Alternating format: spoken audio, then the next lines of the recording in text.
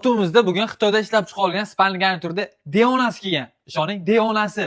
Qarang, buni qarang, qanaqa ishlab chiqarilgan bu naqshlari, gullarga bitta e'tibor qarating. Mana shular uchun videoga bitta like bosib keting.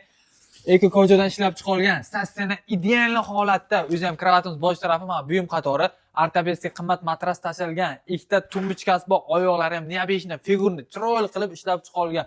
Qarang, kamotchasida o'zi neobeshni tortmachalari mavjud bu yoqda.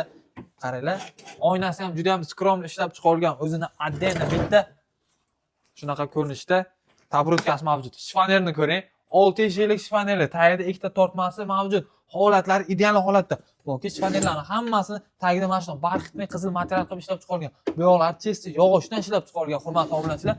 Shifonerning ichini bitta ko'rsang, bitta ko'rsinglar. Orqalari borku, natural yog'ochdan ishlab chiqarilgan. Mana cho'plari ham toza yog'ochdan ishlab chiqarilgan. Bunaqasi har doim o'chirilmaydi.